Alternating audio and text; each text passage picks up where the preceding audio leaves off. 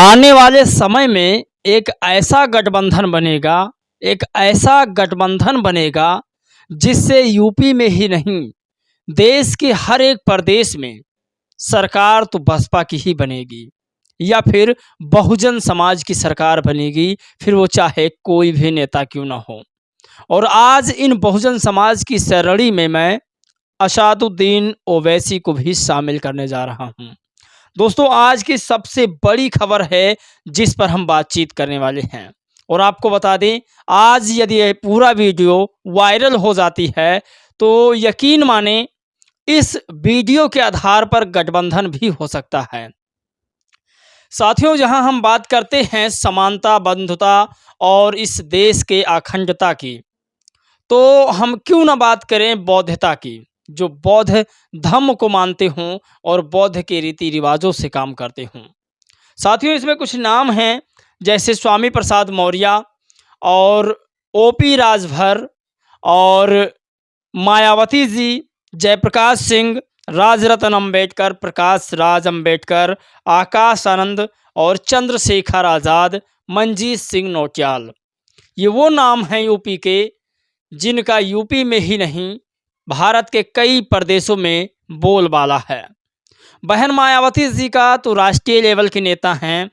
खैर, उसके बाद जितने संगठन हैं, जितनी पार्टियां हैं, वो भी भारत में कम प्रदर्शन नहीं कर रही हैं। फिर चाहे असादुद्दीन ओवैसी हों या फिर मंजीत सिंह नौटियाल हों या चंद्रशेखर आज़ाद हों, हर जगह ये मजबूत हैं और हर जगह इनके संगठन काम कर रहे हैं। तो साथियों, क्या बहुजन समाज की सरकार बनाने के लिए इन लोगों को एक साथ नहीं आना चाहिए? कुछ ऐसे तथ्य आपको आज हम बताएंगे जिससे आप लोग भी कहेंगे हाँ, बहुत ज़रूरी है इन लोगों को एक साथ आने की। साथियों, आए दिन दलित समाज पर अत्याचार हो रहा है। दलित समाज के बहन बेटियों के साथ रेप, हत्या, मर्डर कांड रोज हो रहा है। वही कंडीशन ओबीसी के साथ भी है। जो चीज़ें दलितों पर अप्लाई हो रही है, वही चीज़ें ओबीसी समाज पर भी अप्लाई हो रही है। अब बात करते हैं राजनीतिक कैरियर की। पूरे भारत में राजनीतिक कैरियर की अगर बात किया जाए तो सिर्फ जम्मू कश्मीर को छोड़ करके ना ही दलित समाज की कहीं मुख्यमंत्री हैं कोई, और ना ही मुस्लिम समाज का कोई मुख्यमंत्री है। मतलब जिस तरह से आजम खान साहब ने कहा था कि भारत से और खासकर यूपी से इंडिया गठबंधन के द्वारा जो चाल चली गई है, उसकी वजह से मुसलमानों की राजनीति खत्म हो गई है, मुसलमानों के साथ भेदभाव हो रहा है।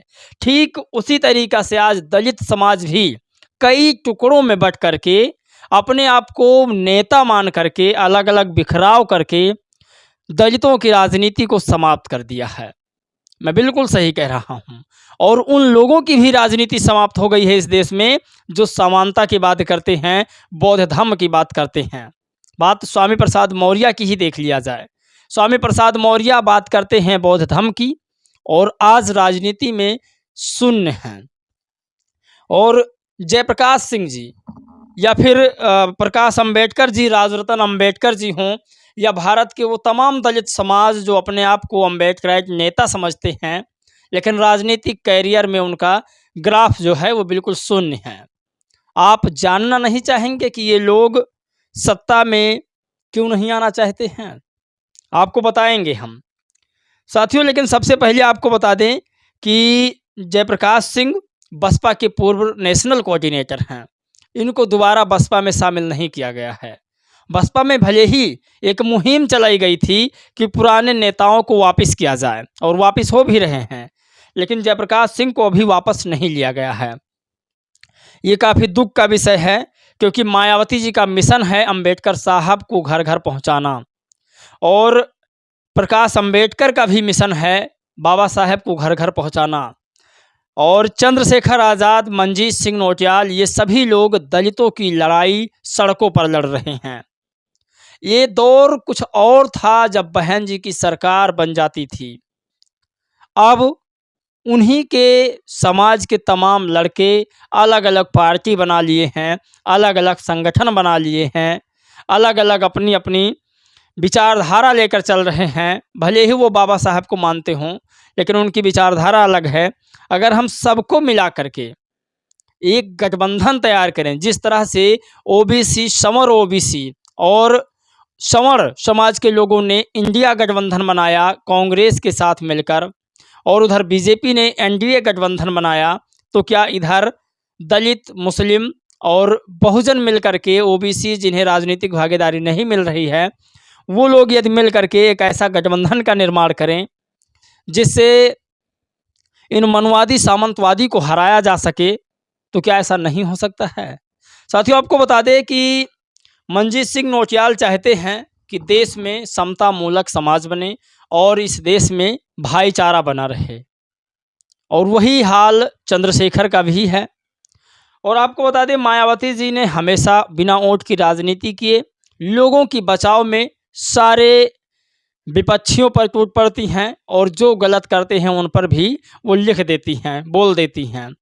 आकाश आनंद युवा नेता हैं, इन्हें बसपा में नेशनल कोऑर्डिनेटर पद मिला है। इन्हें समझना चाहिए कि अब सारे लोगों को एक होकर के अगर बहुजन समाज को बचाना है, बहुजन समाज के आबरू को बचाना है, तो एक होना पड़ेगा।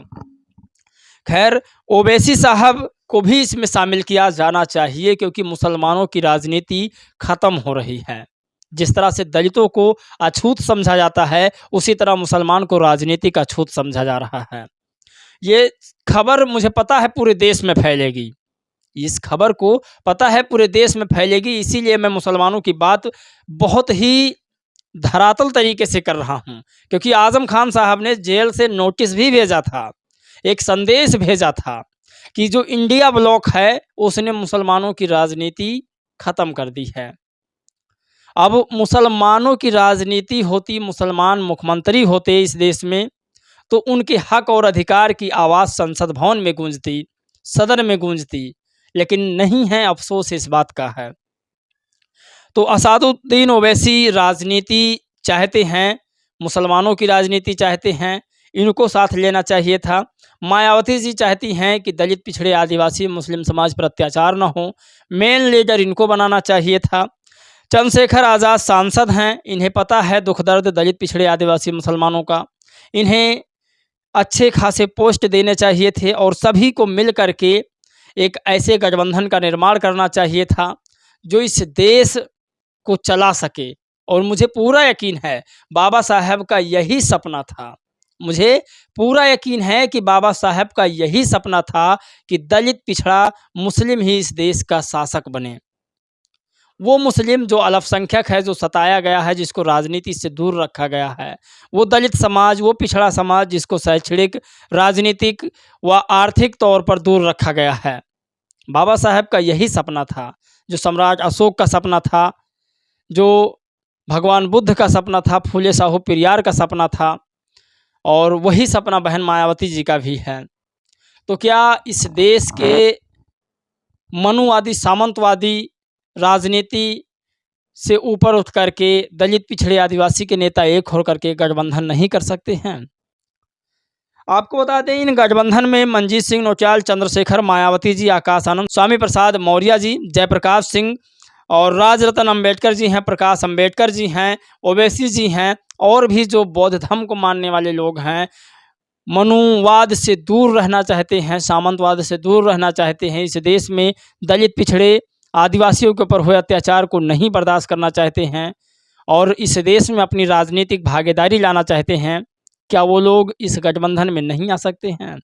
साथियों, आप लोग कमेंट ज़रूर कीजिएगा, भले ही आप कुछ लिखें, लेकिन कमेंट आप ज़रूर कीजिएगा। आपके कमेंट से हमें मोटिवेशन मिलता है, और ये पता चल पाता है कि आप कहाँ से मेरी वीडियो देख रहे हैं। प्लीज़ अपने विधानसभा का नाम लिखिएगा, ताकि हमें प्रोत्साहन मिले कि वीडियो मेरी चल रही है।